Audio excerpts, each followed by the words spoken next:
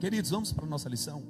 Estamos na escola bíblica para todos e estamos estudando uma lição muito forte: heresias e modismos em pleno século 21. E hoje a gente vai lidar com a lição de número 6. Só para os irmãos terem ideia, até agora nós já caminhamos por as sutilezas de Satanás nos fins dos tempos. Já caminhamos também sobre o islamismo.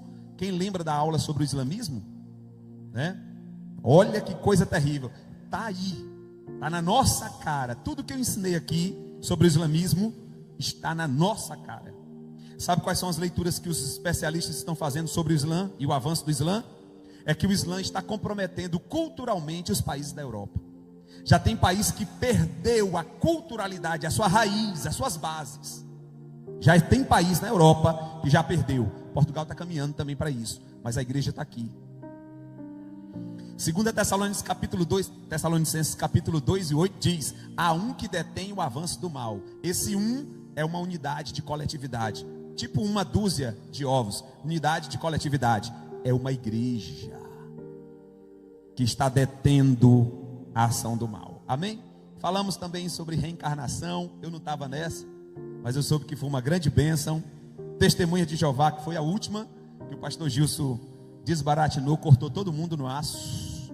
E os testemunhos de Jeová vão procurar outro lugar para poder, né? E hoje nós vamos falar sobre mariolatria. Claro que eu não vou focar 100% nessa aula, ou seja, na proposta da lição, que Deus colocou algo no meu coração, paralelo ao texto que foi lido aqui hoje. Mas vamos caminhar juntos? Amém, irmãos? Eu vou ser bem objetivo, não mais do que 30 minutos, porque nós temos aí um alinhamento com o pessoal que vai batizar, para não ficar tarde. Lição de número 6. Na segunda carta de Paulo a Tessalonicenses, capítulo de número 2, e versículo de número 5, o apóstolo deixou claro: porque há um só Deus e um só mediador entre Deus e os homens, Jesus Cristo, homem. Uma vez que Jesus assumiu o corpo humano e essa posição de intercessão, Jesus nunca mais deixou de ser homem, agora glorificado. É homem e Deus, nunca deixou de ser Deus. E depois de assumir a forma de homem, nunca mais deixou de ser homem. Depois eu explico isso, que isso é profundo demais. A nossa lição começa com: eu quero trazer aqui um cronograma da idolatria.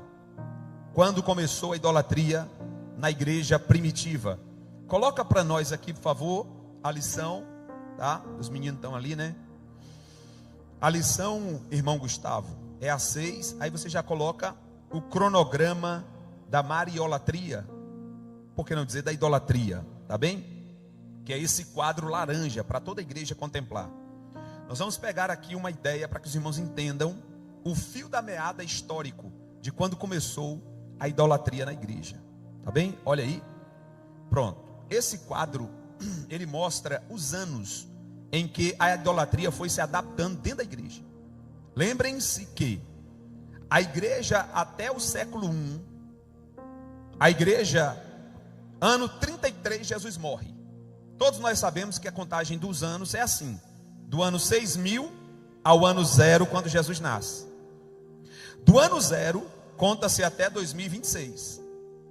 Por isso que a história da humanidade passou a ser dividida entre antes e depois de Cristo. Amém? Então no ano 33, Jesus morre. No ano 37, Jerusalém é destruída. No ano 70, 37 anos depois de Cristo. E nesse primeiro século é chamado de século da igreja primitiva. Do ano 33 ao ano 100 é o período da igreja primitiva. É o período dos apóstolos. Amém, irmãos? Inclusive, Atos dos Apóstolos narra 30 anos de expansão da igreja. Atos dos Apóstolos. E primeiro século só tem os apóstolos e a igreja iniciando. Tem Paulo abrindo a igreja nas regiões da Ásia Menor, da Grécia, tá? Algumas partes da Europa. Paulo chegou. Roma, e tem os apóstolos cuidando da igreja em Antioquia, Samaria e Jerusalém. É o primeiro século. A igreja está se estruturando, que é o nosso tema, e perseveravam na doutrina e na comunhão e no partir do pão, né? Então, esse é o primeiro século. Segundo século, os apóstolos morreram. O último apóstolo a morrer é João, no ano 90 da era cristã. João morre no ano, repete comigo. Irmão, atenção, é muita informação, e se você ficar distraído, você vai perder a noite. Amém? Então atenção, olhe para cá. Um negócio da distração. Ou você tem a mente muito boa para olhar o que eu estou falando, ou você está deixando para lá, e vai ser uma grande perda em algum momento da sua vida espiritual. Então no ano 90, João morre, é o último a morrer. Vira o ano 100, começa os discípulos dos apóstolos. Policarpo, né? Eusébio de Cesareia e muitos outros vão continuar a história da igreja. Primeiro século, os apóstolos. Segundo século, os discípulos dos apóstolos. Terceiro século, aí vai surgir Orígenes. Vai surgindo outros grandes homens que são chamados de pais da igreja. Pais da igreja. Estes pais da igreja, daí vem a palavra padre, mas não era padre porque padre é latim. Esses pais da igreja continuaram pregando o evangelho, e a obra continuou avançando até o século de número 4. Repete comigo, século de número 4. Não existia idolatria na igreja. A fé era pregada genuinamente como os apóstolos pregaram. A mensagem de Cristo prevalecia com o critério de arrependimento para entrar dentro da igreja e concomitantemente no reino dos céus. Então não havia ainda a igreja estatal, a igreja aliada ao Estado. Os irmãos estão aqui? Amém? Então, século 1, século 2, século 3, meados do século 4, a igreja preserva os princípios da palavra de Deus. Mas quando chega no século 4, começa a acontecer algumas coisas muito estranhas. O que acontece? No ano 325, eu falei que ano? Não, eu falei que ano 325 da história da igreja, um imperador romano chamado Constantino baixou um decreto. E qual era o decreto de Constantino? Que se parasse com a perseguição aos cristãos. A narrativa é bastante romântica, porque a narrativa diz que Constantino teve uma visão. Eu não acredito, mas quem crê, acredite, fiquei à vontade. Que ele teve uma visão de Cristo aparecendo para ele. E nessa visão, Cristo dá um símbolo para ele, que passa a ser a águia romana, passa a ser aquela cruz com um círculo dentro. Já viram aquela cruz com um círculo dentro? E na visão, Jesus falava para ele: por este símbolo vencerás. Constantino estava com uma guerra muito grande contra um outro imperador que queria tomar o trono. Essa guerra se deu na Ponte Málvia, ali por volta do ano 300.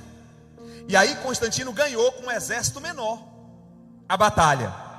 E aí naquele momento, Constantino, que é mais político do que crente, tem gente que diz que ele se converteu. Eu tenho minhas dúvidas porque eu leio muita história, eu vi muitas coisas ali que não... Pronto, mas o que interessa para nós é o seguinte: Constantino apregoou que não se houvesse mais as perseguições aos cristãos. As perseguições aos cristãos começou no ano 50. Que ano? Ainda depois da morte de Cristo, no ano 50, Nero, que botou fogo em Roma, culpa os cristãos e começa a perseguição dos cristãos. No ano 50, 10 mil cruzes foram feitas. 10 mil cristãos foram crucificados nas ruas de Roma e na rua Ápia, na saída de Roma, e foram acendidos como tochas. Eles foram melados de óleo e acendidos com fogo, e parecia uma iluminação satânica. E isso foi promovido por Nero. Depois vem Domiciano, Diocleciano, e aí vai embora. Só que no ano 325, Constantino decreta que os cristãos deveriam não ser mais perseguidos. Tá bem? Eu já vi alguém pregando dizendo que Constantino, ele tornou o império cristão. Não, Constantino decretou que não houvesse mais perseguições.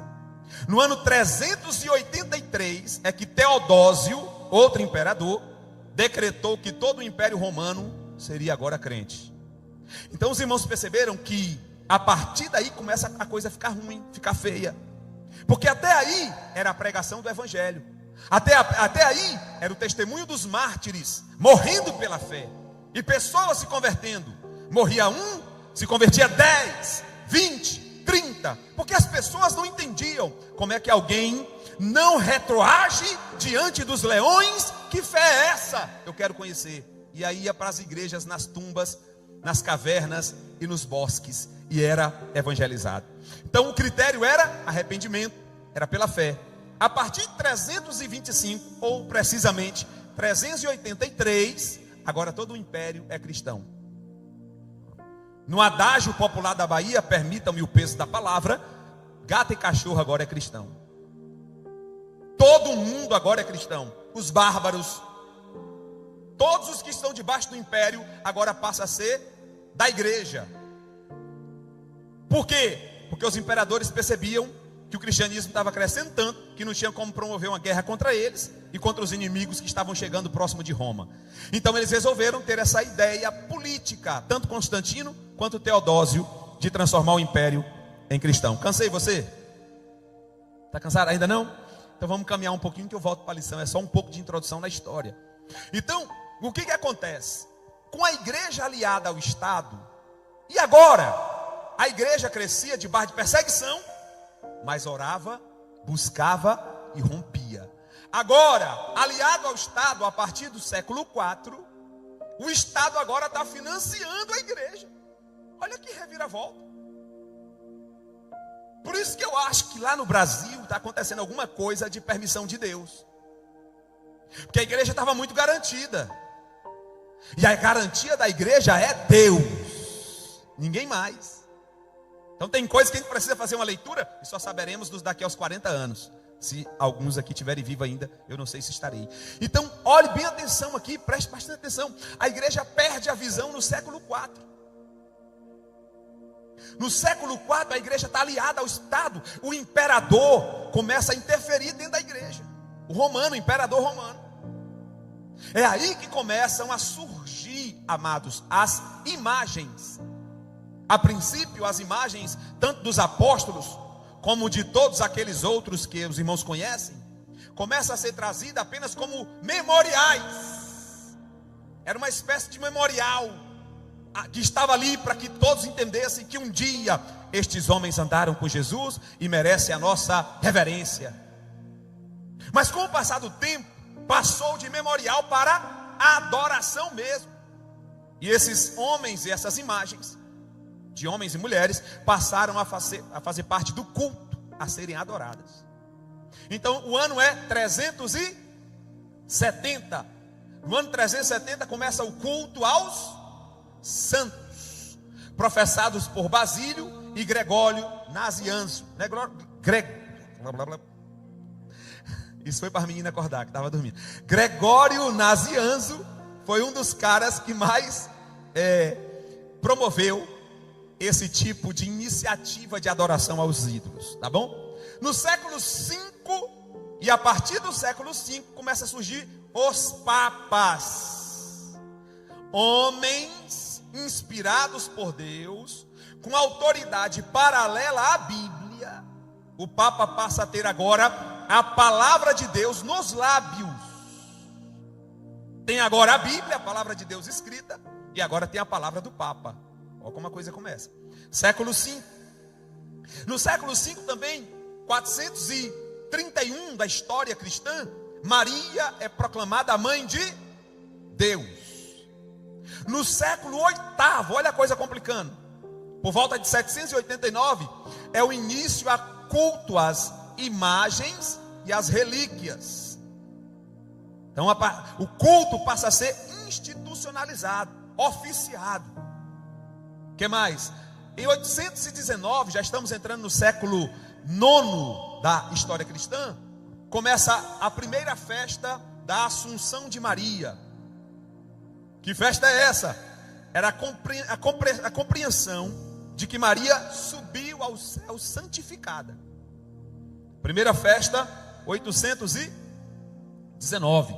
ainda no século 9, 880, foi a canonização dos santos. Aí São José, Santo Antônio, São Bartolomeu, São Cipriano, São Judas, e por aí vai. Então a canonização surgiu a partir do século 9, ano 880 da era cristã. Quando alguém chegar para você e dizer assim: a igreja tal é a igreja verdadeira, você diz: era. Até o século 4 a visão era dos apóstolos e o evangelho era a tônica. Do século 4 em diante perdeu as estribeiras, mas no século 16 Deus levantou Lutero. E Lutero, ele é um cisne, um cisne que o império não pôde matar. Isso é outra história. Então no século 11, por volta de 1100, institui-se o culto aos anjos. Aí surge todas aquelas pinturas barrocas, de anjo para todo lado, anjo na ponta das catedrais, anjo no pináculo das catedrais, anjo nos umbrais das catedrais, anjo para todo lado, adoração a anjo. Alguns cristãos por aí até quiseram resgatar isso no meio das igrejas. O anjo chegou, eita! Mas graças a Deus que isso perdeu mais a moda, né? Aí no século de 12, em 1125, destituiu-se, discute-se a Imaculada Conceição de Maria. Ou seja, Maria Santa. Maria não teve outros filhos. Ela é imaculada porque só teve Jesus e Jesus do Espírito Santo. Então ela é sem pecado. Atenção. No século 14, 1854, o dogma da Imaculada.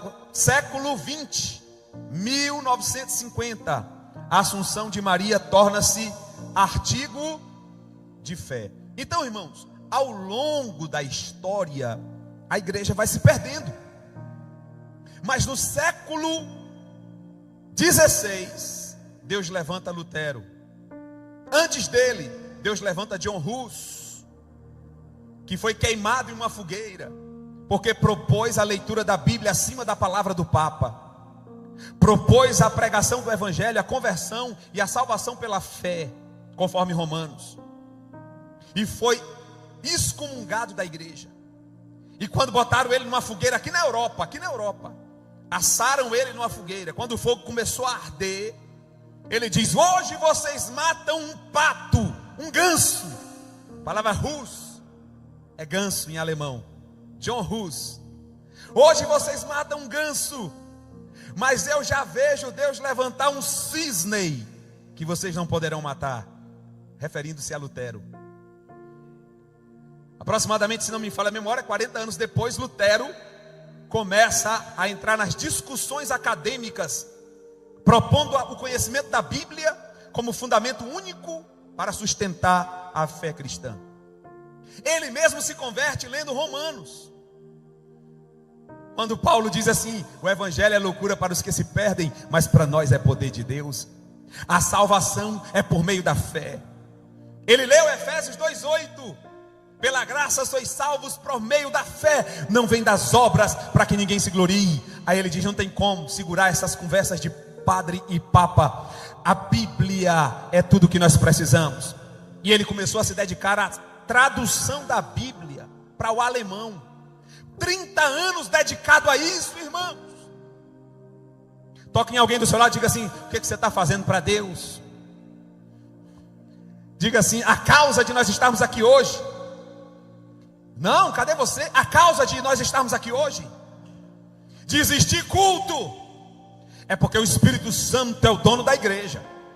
Mas também é porque homens se colocam na posição, entregam a sua vida para que o evangelho chegue até nós, irmãos.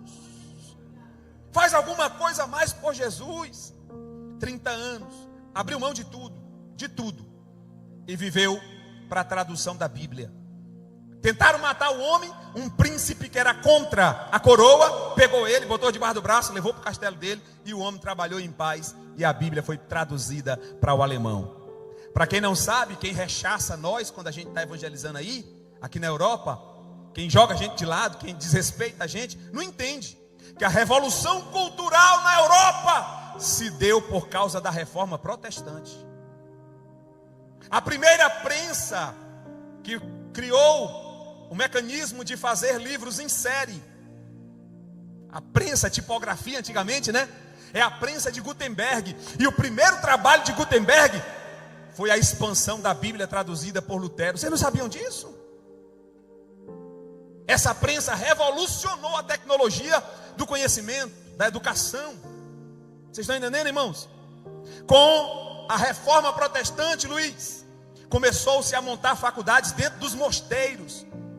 E as melhores faculdades do mundo, Cambridge, a faculdade de Harvard, essa da Inglaterra aqui, as melhores do mundo, eram faculdades fundadas por reformadores.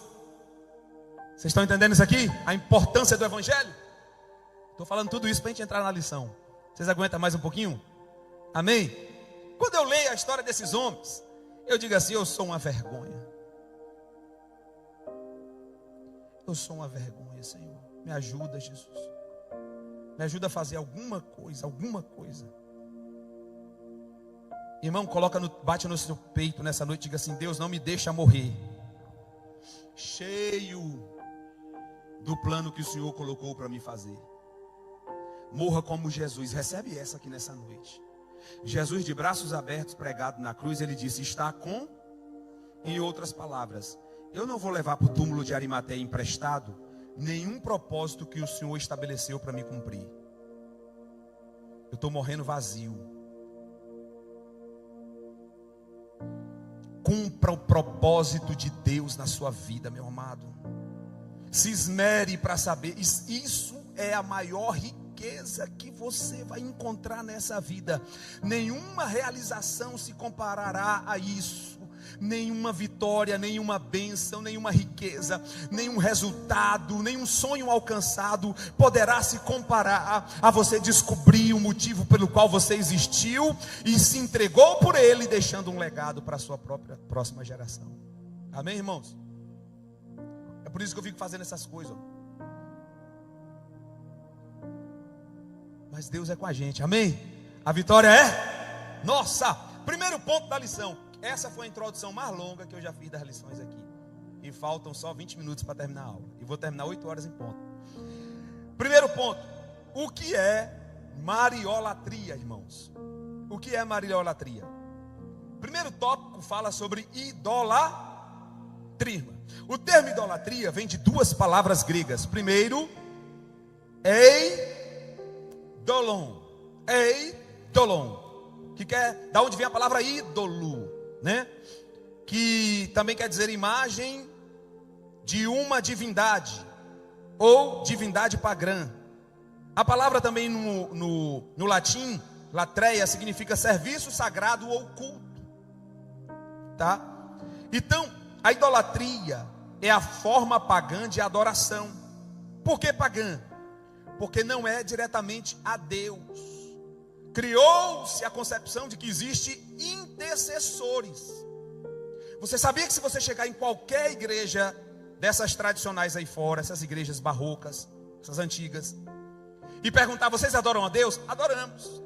Mas por que vocês adoram Zé? Não, ele é o mediador.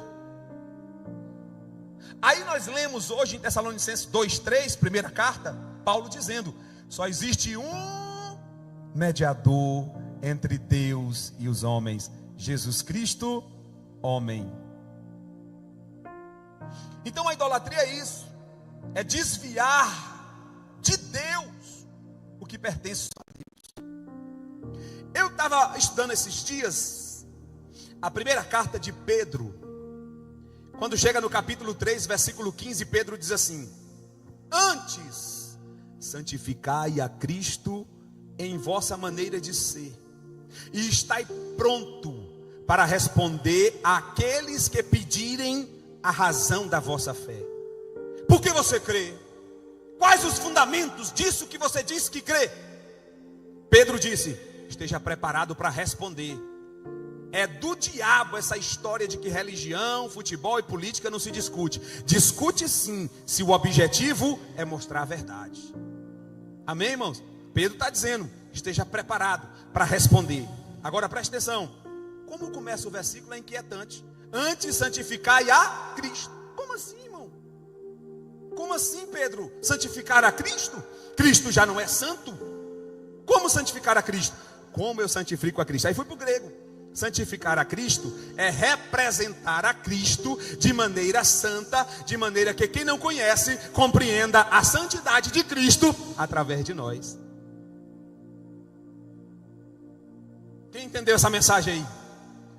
Antes santificar a Cristo é ser um representante tão eficaz desse Cristo por meio da santidade, que as pessoas que não conhecem o Cristo e nunca conheceriam, passem a conhecer através da tua santidade. Tua santidade revela a santidade maior de Deus. Anota isso aí, irmã Rose, que isso aí não tem no YouTube não. Sua santidade revela a santidade de Deus. A maior revelação de Deus na terra, Jesus Cristo.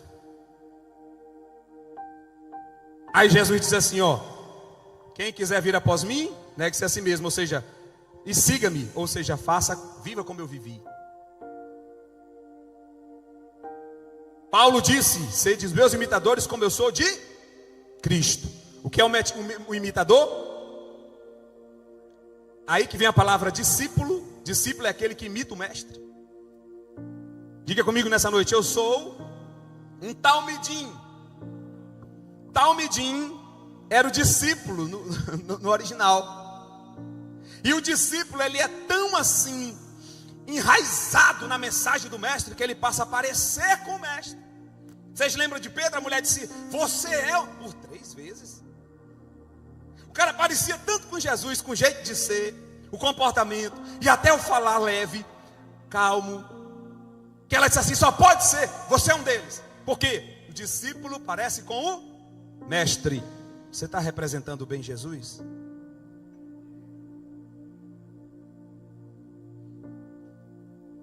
Quando olham para você, o que vem? O Pedro antes ou o Pedro depois do Pentecostes? Porque o de antes a gente já sabe. Aqui estava cheio de Pedrão. Tinha cada Pedrão aqui, meu irmão, que se pisasse no pé, tomava na tábua do rosto. Mas hoje, depois do Espírito Santo, virou uma ovelhinha. E eu vou dizer uma coisa séria para nós aqui nessa noite. Quem é ovelha tem a proteção do leão.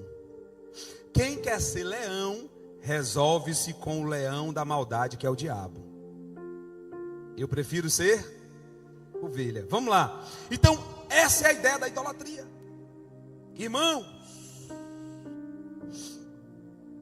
tudo que toma o lugar de Deus em nossa vida é idolatria. Estreitar um pouco. Tudo. Nós falamos ontem sobre servo, né? Serviço. Foi ontem, foi quinta. Alguém pregou sobre 2 senhores. Como é que eu denuncio que alguém é senhor sobre a minha vida? O tempo que eu dedico a isso. O tempo que eu dedico, a devoção que eu dedico, a dedicação que eu dedico, isso estabelece sobre mim um senhor. Se o melhor tempo da minha vida é dedicado a Deus, então Deus é o meu Senhor. 2, adoração. A adoração já falamos ali, que começou a partir do século 18, mas desde antes eles já faziam, né? O termo adorar na Bíblia vem da palavra proskinel. Diga comigo, proskinel. Essa palavra grega quer dizer se entregar em sacrifício voluntário, com serviço. Vou explicar. Vocês lembram que Abraão preparou a lenha para Isaac? Quem foi que preparou a lenha para Isaac se deitar em cima? Não foi Abraão, não, foi Isaac. O próprio Isaac preparou o ambiente do seu sacrifício. E isso representa muito bem o que é adoração. Estou falando aqui no sentido positivo. Na lição é no sentido negativo, é adoração a ídolo. A nossa adoração é o que? Proskinel. O que é proskinel no grego? O ato de se entregar em sacrifício preparado por você mesmo. Eu mesmo preparo o sacrifício no qual eu vou morrer em adoração a Deus.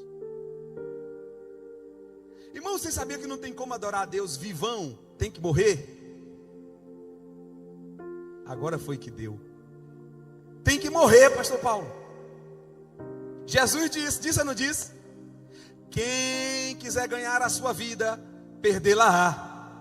Mas quem perder a sua vida, o perder ali é entregar à morte. Quem perder a sua vida, achá-la. O que é morte, pastor? Morte para o mundo, morte para os desejos, morte para o eu, morte para o ego, para o velho homem. Novo nascimento para Deus, espírito conectado com Deus. Só tem adoração de quem nasce de novo. Enfim, então proskinel quer dizer preparar o altar de sacrifício, se amarrar sobre ele e se entregar totalmente. Quem está entendendo isso aqui? Quem é um proskinel de Deus aqui nessa noite? Irmãos, a gente tem que parar de dar reserva, de se reservar. Pelo amor de Deus, ó, se entrega. Eu já vou seguir aqui, tá bem? Terceiro tópico. Aí vem o culto a Maria. Já falamos ali no quadro, eu vou seguir. Bota já o terceiro, segundo ponto, primeiro tópico. Também não vou falar mais sobre isso. Maria no catolicismo romano. Não vou falar porque já falamos bastante ali no quadro, né? Segundo tópico, posição oficial do Vaticano. Isso aqui é importante. O Vaticano fica aqui em Roma, né? Pertinho de nós. O clero romano nega terminantemente que os católicos adoram Maria, o que é oficialmente confirmado pelo Vaticano. Pronto. Isso é o que se diz. Mas o que se faz não é o que se diz. Por isso que Jesus disse assim, ó: ei, ouçam o que os fariseus dizem, porque eles pregam a palavra de Deus, mas não façam o que eles fazem. Então é mais ou menos aqui. O Vaticano afirma, não, nós não adoramos. Mas na prática, vá na igreja que você vai ver. Vocês estão entendendo? Todavia é muito comum o tradicional, olha ali, ó, trocadilho católico, adoração e venera. Sobe, por favor. Mas as declarações de quem falar essa palavra aí vai ganhar um caldo de cana. Mas as declarações de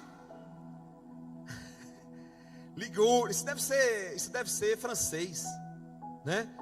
Esse rapaz aí. E as práticas dos católicos não ajudam a corroborar com a afirmação da igreja, dos romanos, dos romanistas, né? Então uma coisa é dizer uma coisa, outra coisa é viver aquilo. Amém?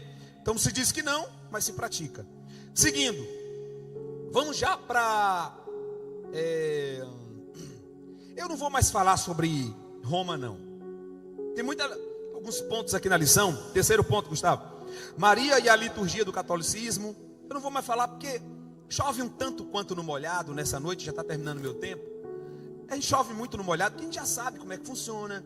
Se você quer conhecer o clero, as homilias, as formas de culto, as liturgias, é muito fácil. Isso é muito fácil de acessar. Nós já sabemos, já estamos livres disso. Apenas observação no quarto tópico, quando definiram que Maria era mãe de Deus. Quarto tópico ali, ó, mãe de Deus, tá? Então eles usam esse termo também ao longo do tempo, que Maria é mãe de... Primeiro Maria era mãe de Jesus. Aí depois chegou-se no concílio de Calcedônia que Jesus é Deus. Então Maria é mãe de Deus. E aí cunhou-se esse título de Maria ser mãe de Deus, né? Isso foi ao longo da história. Todos nós sabemos que Maria não ficou santa. Maria teve filhos. Nós temos um texto na Bíblia categórico, amém? E que a ideia da concepção virginal é ok, mas a ideia da santificação posterior ao parto, não. Ela volta a ter relacionamento com, quer dizer, ela passa a ter relacionamento com José e vai ter os irmãos de Jesus. Tem até 2 deles que são discípulos de Jesus. 2 dos irmãos de Jesus. Quarto ponto, outras tentativas de divinizar Maria. Não vou mais falar sobre isso também. E assim nós terminamos a nossa lição dessa noite. Amém, irmãos? Eu cansei vocês? Não? Mas eu quero falar do nascimento de Jesus. Eu queria terminar dessa forma, de uma forma que vale a pena nessa noite, né? O nascimento de Jesus é algo entusiasmador. Nascimento de Jesus, está lá em Lucas 2, o nascimento de Jesus. Quando Jesus nasce, a primeira coisa que acontece é que Jesus revela as intenções do coração dos homens. Primeira coisa que acontece, quando Jesus nasce, eu já vou ficar só nisso, eu ia falar sobre 4 coisas aqui. Jesus revela a intenção do coração dos homens. Jesus nasce na manjedoura, todo mundo sabe. Os magos vêm prestar homenagem a Cristo, são estudantes da Bíblia. Não são magos de magia, são magos de ciência, ao contrário, são cientistas que estudam a Bíblia, pra vocês terem ideia. Os magos vêm visitar Jesus e passam onde? No palácio de Herodes. Quando chega lá, os magos dizem o quê? Nós viemos visitar o rei. Ora, se Herodes é o rei, e eles estão dizendo que vem visitar o rei, e pede a Herodes, que é o rei, o endereço do rei, como é que fica o coração do rei, que não é rei? Misericórdia, agora complicou, não foi? Jesus, que bolo. O rei está no trono, os magos respeitados, que são reis também, de outros reinos, estudiosos, chegam dizendo, viemos adorar o rei, dize-nos o endereço do rei. O rei que está no trono, preocupa-se com esse tal rei, que não é ele. Entenderam, irmãos? E faz o quê? E nesse momento, revela-se o coração de Herodes. Então Jesus revela o coração dos magos que vêm para adorar. E o nascimento de Jesus revela o coração do rei que não é rei, que está num trono que não é dele. Que Herodes nem é da descendência de Davi. Compreenderam? Então, a primeira coisa que acontece na nossa vida, que o nascimento de Jesus na nossa vida, e o nascimento aqui é espiritual, quando nós nascemos de novo em Cristo, Jesus revelou o que tinha no nosso coração. Para Herodes, qual foi o sentimento de Herodes? O sentimento de perseguição a ponto de matar 2.000 crianças. Qual foi o sentimento dos pastores no campo? De adorar ao Senhor. Devido ao anúncio dos anjos, nasceu na pequena Belém o Salvador do mundo. Glória a Deus nas alturas. O que os pastores fazem? Vão a Belém para adorar a Jesus. O que Herodes faz? Manda soldados a Belém para tentar parar o plano, o propósito de Jesus. Então o nascimento de Jesus revela 2 tipos de coração dentro da igreja. Os corações daqueles que querem manter algum tipo de sentimento egoísta, particular, e o sentimento daqueles que realmente adoram de verdade o Senhor. Quem está entendendo isso aqui, irmãos? Amém? Eu vou parar por aqui porque não dá mais tempo. Obrigado por vocês terem suportado até agora. Que Jesus continue abençoando a vossa família e a vossa casa. Amém? Já são 8 horas. Eu ia falar 4 coisas aqui legais, mas fica para a próxima, viu? Deus abençoe vocês. Quantos pegaram alguma coisa aqui hoje? Alguma coisa. A partir de hoje, que você queime. Jesus, eu vou para a tua casa. Eu já estou com o Senhor o dia todo. Mas quando chegar lá, que é o ápice da adoração, é aqui, eu quero queimar. Como, pastor? Queimar no altar da adoração. Eu não vou negociar a prioridade do Senhor na minha vida. O Senhor tem a primazia. O Senhor é a prioridade. O Senhor é meu principal alvo. E esses dias eu fiz um vídeo dizendo assim, não adianta tentar agregar Jesus e o propósito de Jesus à sua vida aos seus sonhos particulares. Por quê? Porque depois desse negócio de pastor, eu comecei a ver que as pessoas, eu vou mudar para tal lugar. Vai, vou. Mas orou? Eu estou vendo aí. Ah, não, agora eu vou fazer um curso em tal lugar. Sim, mas já percebeu qual é o propósito? Já entendeu qual? Não, pastor, depois eu até vejo se tem uma igreja lá. Não, eu vou empreender em determinada área. Já orou? Se Deus tem um propósito nisso, se Deus está nisso, se está no coração de Deus, se coaduna com você, com o que Deus tem para você. Não, depois eu dou um jeito, eu vejo lá como é que vai ser e tal. Irmãos, não. Mova-se em Deus. Mova-se no propósito de Deus. Se Deus tem um propósito, eu vou. Se Deus não tem um propósito, eu não vou, mesmo que lá o salário seja o triplo. Se Deus tem um propósito, eu decido. Se Deus não tem um propósito, eu não decido. Se Deus já falou algo, já deu uma palavra para mim, seja rema na revelação, ou seja na Bíblia, eu me movo. Se Deus não falou, eu não me movo. Se Deus falou, eu abro o negócio. Se Deus não falou, eu não abro o negócio. Porque tudo faz parte de um grande plano. Deixa eu dizer uma coisa para você nessa noite que veio aqui para o culto.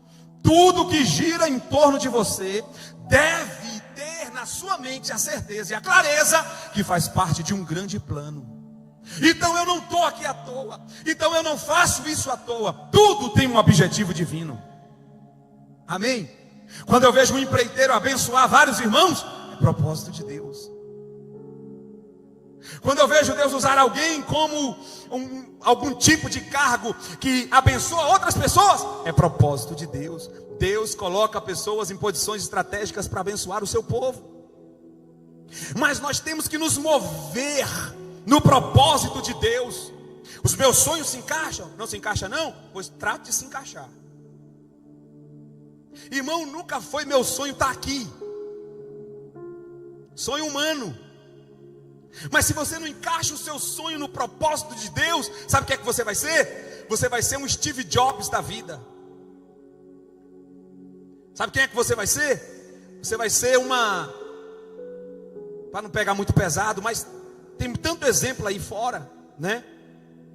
Pessoas que estavam dentro da igreja perderam o sentido da igreja. A igreja já não cabia mais ele era uma estrela. A Whitney Houston, ela disse que a igreja já não cabia mais a voz dela. Aí foi cantar nos melhores eventos, no estrelato, como morreu Whitney Houston. Vazia, sem paz, com overdose de droga, para tentar responder às questões da alma que ninguém mais responde, senão Jesus, irmão. Então, queridos, conselho de Deus, se você for fazer, ore, peça direção. Tem um propósito do Senhor. O Senhor me quer lá para quê? Por que eu cheguei aqui? Amém, irmãos? Mova-se em Deus. Não mova por oportunidade. Não se mova por propostas. Não se mova por resultados. Mova-se por um incentivo, um propósito: agradar a Deus, fazer a vontade dEle e ser útil de alguma forma para esse reino maravilhoso. Amém? Eu não cansei vocês não, né? Cansei? Deus abençoe, fiquem de pé, muito obrigado. Já são 8 horas em ponto. Ah, linda, tem 4, viu? Mas eu acho que foi tanta informação hoje que eu acho que a gente ficou até meio tonto, né? O apóstolo Paulo morreu, Lucas morreu, João morreu, e eu não estou passando muito bem, tanta informação. Vamos levantar as nossas mãos ao céu. Levante suas mãos ao céu. Diga: Senhor, eu quero ser o sacrifício, Pai. Senhor, eu quero ser a oferta. Eu quero queimar por Ti, Senhor. Porque o Senhor não reservou nada, não se reservou. O Senhor se entregou totalmente por mim. Deus, me ajuda a ser útil para este reino maravilhoso. Um reino que vai para além de igreja também. O reino não se expressa só na igreja. Um reino que se expressa em vidas. Um reino que se expressa através de manifestações que abençoe outras vidas. Me ajuda a ser útil, Senhor. Não se despeça, me ajude a ser útil, Senhor. Eu quero servir nesse reino. Eu quero santificar a Cristo através da minha vida. Eu quero estar pronto para responder às necessidades de quem me pergunta a razão da minha fé. Eu quero queimar no teu altar de adoração. Eu quero deixar de ser econômico espiritual. Eu quero gastar toda a adoração numa noite só, como se fosse a última noite. Em nome de Jesus, Senhor, que esse seja o nosso espírito, Pai, nessa noite. Que esse seja o nosso espírito como adorador e como igreja, para a glória do teu nome, Senhor Jesus. Amém e amém. Deus abençoe os amados irmãos. Estenda suas mãos para cá.